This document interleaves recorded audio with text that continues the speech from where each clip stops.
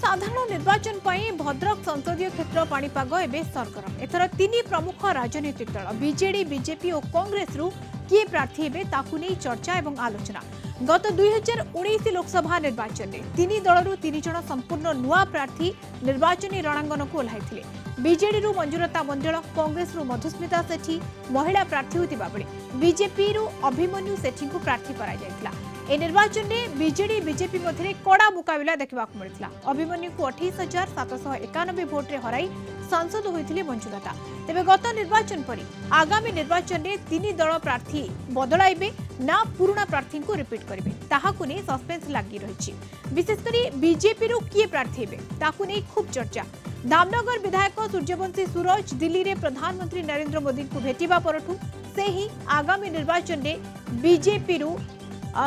सांसद प्रार्थी होई पारंती बोली सुना जाउछि। जदि सूर्यवंशी सूरज सांसद प्रार्थी हुअंती तेबे अभिमन्यु सेठी केउठु प्रार्थी हेबे एवं केउ प्रार्थी हेबे चर्चा होछि। अभिमन्यु विधायक प्रार्थी होई पारंती। एपरि थळे अभिमन्यु पुणी थरे बीजेडी रे शामिल होई बीजेडी रु सांसद प्रार्थी होई पारंती बोली मध्य आलोचना होछि। सेपड़े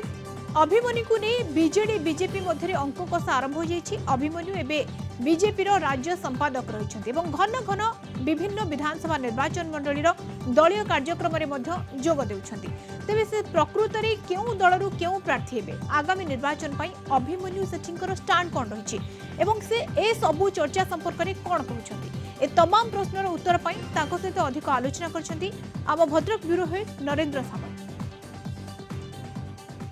आगामी साधारण निर्वाचन जी पाखे पाखे आसूँ भद्रक जिला राजनीति से सरगरम होबार लगी। विशेषकर एथर भद्रक संसदीय क्षेत्र प्रमुख राजनीतिक दल बीजेडी बीजेपी और कांग्रेस किए प्रार्थी हे ताकू नहीं आलोचना पर्यालोचना जोर धरता बेले गत थर बीजेपी संसदीय प्रार्थी तथा वर्तमान बीजेपी राज्य संपादक अभिमन्यु सेठी नाम भारतीय जनता पार्टी प्रार्थीत्व नहीं पुणी थे जोर चर्चा चली। तेज आम बर्तमान अच्छु बीजेपी राज्य संपादक अभिमन्यु सेठी बासभवन में जो आम गण से अच्छा आम सीधासख आम पचारा जे आगामी निर्वाचन पर से केते दूर आप प्रस्तुत है सर आम कलिंग टीवी को आपको स्वागत करुँ। जे आम देखिले 2019 निर्वाचन ठीक जस्ट पूर्व आपणकर बापा एवं आपण दीर्घ दशंधि धरी बीजेडी सहित थे जनता दल सहित थे हठात भारतीय जनता पार्टी आपणकर योगदान कले एवं भारतीय जनता पार्टी आपण आस्था प्रकट करी भद्रक भाई एक सब आपण को प्रार्थी करथिला आपण खूब कम भोटे अर्थात 28,000 भोट्रे आपण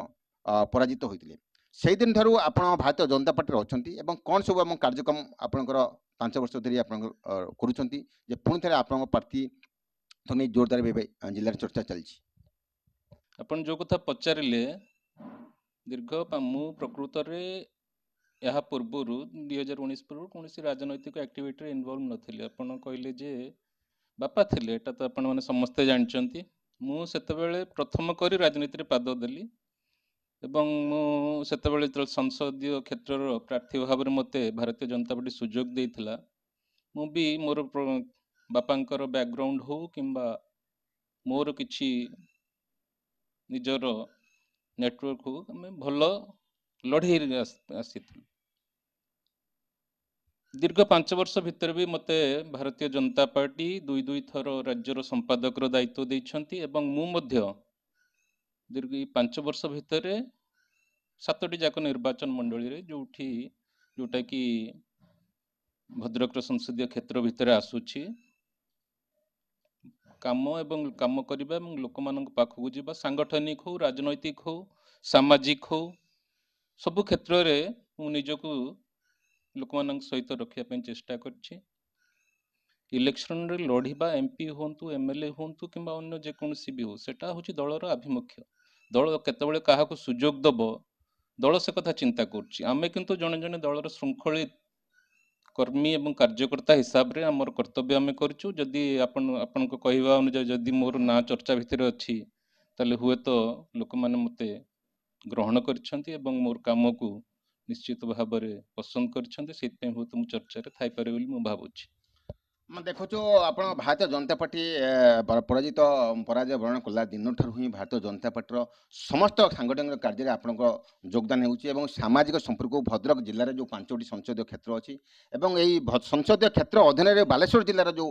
2ଟି ସଂସଦୀୟ ସ୍ୱର ଏବଂ ଶିମୁଳା ନିର୍ବାଚନ ମଣ୍ଡଳୀ ରହିଛି ଆମେ ଦେଖୁଛୁ ସବୁ କାର୍ଯ୍ୟକ୍ରମରେ ଆପଣମାନଙ୍କର ଯୋଗଦାନ ବର୍ତ୍ତମାନ ରହୁଛନ୍ତି କିନ୍ତୁ ଏପରିସ୍ଥଳେ ଯେଉଁ ଆପଣ ସଂସଦୀୟ କ୍ଷେତ୍ରରେ ଯେଉଁ 7ଟି ନିର୍ବାଚନ ମଣ୍ଡଳୀ ଅଛି 7ଟିରୁ ଗୋଟିଏ ସିଟ୍ରେ ବିଜେପି ଅଛି ଏବଂ ଅନ୍ୟ ସିଟ୍ରେ ମଧ୍ୟ ନାହିଁ ଏବଂ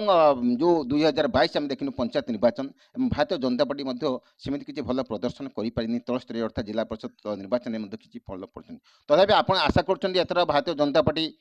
ସଂସଦୀୟ କ୍ଷେତ୍ର ପାଇଁ ଭଲ ପ୍ରଦର୍ଶନ କରିବ। ନିଶ୍ଚିତ ଭାବରେ ଯେହେତୁ କେନ୍ଦ୍ରରେ ଥିବା ଯଶସ୍ୱୀ ପ୍ରଧାନମନ୍ତ୍ରୀ ନରେନ୍ଦ୍ର ମୋଦିଜୀଙ୍କ ନେତୃତ୍ୱରେ କେନ୍ଦ୍ର ସରକାରର ସଫଳତା ଏବଂ ଦୀର୍ଘ 9 ବର୍ଷ ଧରି ଓଡ଼ିଶା ପାଇଁ ପ୍ରଧାନମନ୍ତ୍ରୀ ଯେଉଁ ସବୁ କାମ କରିଛନ୍ତି 18,83,000 କୋଟିର ଅନୁଦାନ ହଉ କିମ୍ବା ଯେତେବେଳେ ପ୍ରାକୃତିକ ବିପତ୍ତି ଓଡ଼ିଶା ଉପରକୁ ଆସିଛି ରାଜ୍ୟ ସରକାରଙ୍କର କିଛି ନ ମାଗିବା ପୂର୍ବରୁ ରାଜ୍ୟବାସୀଙ୍କୁ ଗୋଟେ ପ୍ରଧାନମନ୍ତ୍ରୀଙ୍କର ଭଲ ପାଇବା ଥିବାରୁ ସେ ସ୍ୱତଃପ୍ରବୃତ୍ତ ଭାବରେ ଶହ ଶହ କୋଟି ଟଙ୍କା ଲୋକମାନଙ୍କ ଉଦ୍ଦେଶ୍ୟରେ ଦେଇଛନ୍ତି ତେଣୁ ଲୋକମାନଙ୍କର ଗୋଟେ ସ୍ୱତନ୍ତ୍ର ଭଲ ପାଇବା ରହିଛି ନରେନ୍ଦ୍ର ମୋଦିଜୀଙ୍କ ପ୍ରତି। ପଞ୍ଚାୟତ ନିର୍ବାଚନ ଦେଖନ୍ତୁ ପଞ୍ଚାୟତ ନିର୍ବାଚନ ସହିତ ସାଧାରଣ ନିର୍ବାଚନକୁ ଆମେ କେବେ ହେଲେ ତୁଳନା କରିପାରିବୁନି ଏଇଥିପାଇଁ ଯେ ପଞ୍ଚାୟତ ନିର୍ବାଚନରେ ବହୁ ଅନ୍ୟ ପ୍ରକାର ସମୀକରଣ ସବୁ ଥାଏ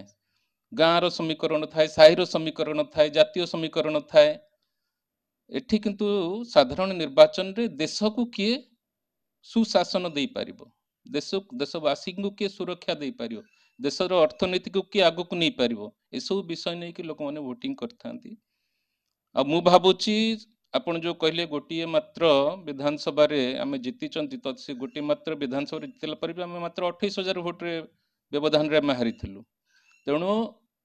28,000 ମାନେ ଆମେ 14,000 ଗୋଟିଏ ଭୋଟ ହେଇଥିଲେ ବି ଆମେ ବିଜୟ ହେଇଥାନ୍ତୁ ତେଣୁ ଇଏ ମୁଁ ଭାବୁଛି 5 ବର୍ଷ ଭିତରେ ଆମେ ଦଳ ଯେତିକି ପ୍ରୟାସ କରିଛି ମୁଁ ବି ମୋ ନିଜ ତରଫରୁ ଯେତିକି ପ୍ରୟାସ କରିଛି ନିଶ୍ଚିତ ଭାବେ ନରେନ୍ଦ୍ର ମୋଦିଜୀଙ୍କ ଉପରେ ଯେଉଁ ଓଡ଼ିଶାବାସୀଙ୍କର ଅତୁଟ ବିଶ୍ୱାସ ଓ ତାଙ୍କୁ ଭଲ ପାଇବା ଅଛି ନିଶ୍ଚିତ ଭାବରେ ଆମେ ଏଠାରେ ବିଜୟୀ ହେବୁ। ଆପଣଙ୍କ ବର୍ତ୍ତମାନ ଯାହା ଶୁଣାଯାଉଛି ଯେ ଅଭିମନ୍ୟୁ ସେଠୀ କହୁଛନ୍ତି ଭାରତୀୟ ଜନତା ପାର୍ଟିରେ ବର୍ତ୍ତମାନ ଅଛନ୍ତି କିନ୍ତୁ ବାପା ଦୀର୍ଘ ଦଶନ୍ଧି ଧରି ଆପଣ ଥିଲେ ଯେ ଟିକେଟକୁ ନେଇକି ସେ ଭାରତୀୟ ଜନତା ପାର୍ଟିରେ ମିଶିଥିଲେ ପୁଣି ଥରେ ଆପଣ ଯାହା ବର୍ତ୍ତମାନ ଚର୍ଚ୍ଚା ହେଉଛି ଆପଣ ପୁଣି ଥରେ ବ୍ୟାକ୍ କରିପାରନ୍ତି କି ଆପଣ ଭାରତୀୟ ଜନତା ପାର୍ଟିରୁ ପୁଣି ବିଜେଡି କି ପୁଣି ଆପଣ ଯାଇପାରନ୍ତି ବୋଲି ଯେଉଁ ଚର୍ଚ୍ଚା ବର୍ତ୍ତମାନ ବିଭିନ୍ନ ଜାଗାରେ ଆଲୋଚନା ହେଉଛି ଯେ ଅଭିମନ୍ୟୁ ସେଠୀ ପୁଣି ଥରେ ବିଜେଡିରେ ମିଶିବେ ଏବଂ ବିଜେଡିରୁ ପ୍ରାର୍ଥୀ ସଂସଦ ବିଜେଡିରୁ ପ୍ରାର୍ଥୀ ହେଇପାରନ୍ତି। ଦେଖନ୍ତୁ ମୁଁ MP MLA ହେବା ପାଇଁ କେବେ ହେଲେ ରାଜନୀତିକୁ ଆସିନଥିଲି କଥା ହେଉଛି ଅର୍ଜୁନ ସେଠୀ ଯଦି କ୍ଷମତା ଲୋଭୀ ହେଇଥାନ୍ତେ ସିଏ ବହୁତ କିଛି କରିପାରିଥାନ୍ତେ ତାଙ୍କ ପରିବାର ଲୋକଙ୍କୁ ଆଣିକି ଏଠାରେ ଏଷ୍ଟାବ୍ଲିଶ କରିପାରିଥାନ୍ତେ ଅନ୍ୟ କିଛି ବି କରିପାରିଥାନ୍ତେ କିନ୍ତୁ ସେ କେବେ ଚାହିଁନଥିଲେ ତାଙ୍କ ପରିବାର କେହି ଆସିକି ରାଜନୀତି କରନ୍ତୁ ବୋଲି ତାଙ୍କର ଆକ୍ଟିଭଲି ପଲିଟିକ୍ସରେ ଥିବା ଭିତରେ ଗତ 2019ରେ ଯେଉଁ ସବୁ ପରିସ୍ଥିତି ହେଇଥିଲା ମୁଁ ତାକୁ ଦୋହରିବାକୁ ଚାହୁଁନି ତେଣୁ ମୁଁ ଯେତେବେଳେ ପାଦ ଦେଇଛି ରାଜନୀତିରେ ମୁଁ ଭାରତୀୟ ଜନତା ପାର୍ଟିର ଯେଉଁ ଭଲ ପାଇକି ପାଦ ଦେଇଛି ଏବଂ ଭାରତୀୟ ଜନତା ପାର୍ଟି ମୋତେ ସେତିକି ଉଚିତ ସମ୍ମାନ ମଧ୍ୟ ଦେଇଛି ତେଣୁ ମୋତେ ଟିକେଟ ନ ମିଳିଲେ ଅନ୍ୟ ଦଳକୁ ପଳେଇବି ଏ ସମ୍ଭାବନା ଆଦୌ କେବେ ହେଲେ ଆସିବ ନାହିଁ। ଆମେ ଟିକେଟ କଥା କହୁନୁ ଆମେ କହୁଛୁ ଯେ ଭାରତୀୟ ଜନତା ପାର୍ଟି ଯଦି ବିଜେଡି ଆପଣଙ୍କୁ ଟିକେଟ ଦିଏ ଆପଣ ବିଜେଡି କି ଯିବେ କି? ନାଇଁ ବିଲକୁଲ ନୁହଁ କେବେ ହେଲେ ଯିବିନି ଭାରତୀୟ ଜନତା ପାର୍ଟି ରହିବେ ବିଲକୁଲ ରହିବି। ତେବେ ଆମେ ବର୍ତ୍ତମାନ ପୁଣି ଗୋଟେ ମଧ୍ୟ ନୂଆ ଚର୍ଚ୍ଚା ବର୍ତ୍ତମାନ ଆସୁଛି ଯେ ଅଭିମନ୍ୟୁ ସେଠୀ କୌଣସି ସଂସଦୀୟ କ୍ଷେତ୍ର ଅଧୀନରେ ଯେଉଁ 7ଟି ନିର୍ବାଚନ ମଣ୍ଡଳୀ ଅଛି କେଉଁଠି ଭାରତୀୟ ଜନତା ପାର୍ଟି ଏଥର ବିଧାୟକ ପ୍ରାର୍ଥୀ ସାଂସଦ ବଦଳରେ ବିଧାୟକ ପ୍ରାର୍ଥୀ ମଧ୍ୟ କରିପାରେ ଏ ଯେଉଁ ଚର୍ଚ୍ଚା ଚାଲିଛି ଆପଣ ସେ ବିଷୟରେ କ'ଣ କହିବେ? ଦେଖନ୍ତୁ ଏ ଚର୍ଚ୍ଚାକୁ ତ ମୋର ସେ ଚର୍ଚ୍ଚା ଉପରେ କୌଣସି କଣ୍ଟ୍ରୋଲ ନାହିଁ କିଏ କ'ଣ ଚର୍ଚ୍ଚା କରୁଛନ୍ତି ଲୋକମାନେ କ'ଣ ଭାବୁଛନ୍ତି ସେଟା ମୁଁ କିଛି ତା ବିଷୟରେ କହିପାରିବି ନାହିଁ କିନ୍ତୁ ମୋ ନାଁ ତ ସାଂସଦ ନ ହେଇକି ପୁଣି ବିଧାୟକର ଚର୍ଚ୍ଚା ହେଲାଣି ଚର୍ଚ୍ଚା ଭିତରେ ଅଛୁ ସେଇଟା ଖୁସିର ଖବର ଯାହା ହଉ ଲୋକମାନେ ଆମକୁ ଭଲ ପାଉଛନ୍ତି ଲୋକମାନେ ଆମକୁ ଯୋଗ୍ୟ ବୋଲି ଭାବୁଛନ୍ତି ତେଣୁ ଦଳ ଯେତେବେଳେ ଯାହା ନିଷ୍ପତ୍ତି ନେବ ଆମେ ଦଳର ନିଷ୍ପତ୍ତି ସହିତ ଅଛୁ ଦଳ ସହିତ ଅଛୁ ଲୋକମାନଙ୍କ ସେବା କରିବା ପାଇଁ ଆସିଛୁ ଯାହା ଯେଉଁ ମାଧ୍ୟମରେ ହଉ ସାଂଗଠନିକ ପଦପଦବୀ ହଉ କିମ୍ବା ଖାଲି ସିମ୍ପଲ କାର୍ଯ୍ୟକର୍ତ୍ତା ବି ହେଲେ ଆମର କିଛି ମାନେ ଇଏ ନାହିଁ ଆମେ ସବୁବେଳେ ଦଳ ସହିତ ଅଛୁ ଲୋକଙ୍କ ସେବାରେ ଅଛୁ ଯାହା ପାର୍ଟି ଡିସିସନ ନେବ ଆମେ ପାର୍ଟି ଡିସିସନ ସହିତ 100% ଛିଡ଼ା ହେବୁ। ଏଥିଲେ ବିଜେପିର ରାଜ୍ୟ ସମ୍ପାଦକ ଅଭିମନ୍ୟୁ ସେଠୀ ଯିଏକି ଗତ ଥରର ସଂସଦ ଭଦ୍ରକ ବିଜେପିର ସଂସଦୀୟ ପ୍ରାର୍ଥୀର ମଧ୍ୟ ସଂସଦ ପ୍ରାର୍ଥୀ ମଧ୍ୟ ଥିଲେ। ଏଥିରେ ମଧ୍ୟ ତାଙ୍କ ନାଁ ମଧ୍ୟ ପୁଣି ଥରେ ମଧ୍ୟ ଚର୍ଚ୍ଚା ହେଉଛି ଏବଂ ତାଙ୍କ ସହିତ ଆମେ ସିଧା ଆଲୋଚନା କଲେ ଏବଂ ତାଙ୍କର ମନର କଥା ମଧ୍ୟ ସେ କହିଲେ ଯେ ଭାରତୀୟ ଜନତା ପାର୍ଟିରେ ତାଙ୍କୁ ବହୁତ ସମ୍ମାନ ମିଳୁଛି ଏବଂ ସେ ବିଜେଡି ଛାଡ଼ିଛନ୍ତି ଏବଂ ବିଜେପିରେ ରହିଛନ୍ତି ଏବଂ ସେ ଆଗାମୀ ଦିନରେ ମଧ୍ୟ ବିଜେଡିକୁ ଯିବେ ନାହିଁ ଏବଂ ବିଜେପି ତାଙ୍କୁ ଯେଉଁ ପଦବୀରେ ବା ଯେଉଁ ପ୍ରାର୍ଥୀ କରିବ ତାକୁ ମଧ୍ୟ ସେ ମଧ୍ୟ ଯାହା ତାଙ୍କ ସଂସଦୀୟ ଦଳ ନିଷ୍ପତ୍ତି ନେବ ତାକୁ ମଧ୍ୟ ସେ ମାନିବେ ବୋଲି ମଧ୍ୟ କହିଛନ୍ତି। ପ୍ରକୃତ ଦେଖିବାକୁ ବାକି ରହିଲା ବିଜେପିର ଏ ଯେଉଁ ଆମର ଯେଉଁ ଲୋକପ୍ରିୟ ପ୍ରାର୍ଥୀ ଯିଏ ଥିଲେ ଗତ ଥରର ସାଂସଦ ପ୍ରାର୍ଥୀ ଅଭିମନ୍ୟୁ ସେଠୀ ବାସ୍ତବରେ ଏ 2024 ନିର୍ବାଚନରେ ପୁଣି ଥରେ ଭାରତୀୟ ଜନତା ପାର୍ଟିରୁ ସାଂସଦ ପ୍ରାର୍ଥୀ ହେଉଛନ୍ତି ନା ଭାରତୀୟ ଜନତା ପାର୍ଟି ନେତୃବୃନ୍ଦ ତାଙ୍କୁ ବିଧାୟକ ପ୍ରାର୍ଥୀ କରୁଛନ୍ତି ତାହାକୁ ସମସ୍ତେ ଅନାଇ ବସିଛନ୍ତି। ଭଦ୍ରକରେ ଭିଡ଼ିଓଗ୍ରାଫର ଜୟନ୍ତ ବାରିକଙ୍କ ସହ ନରେନ୍ଦ୍ର ସାମଲ, କଳିଙ୍ଗ ଟିଭି।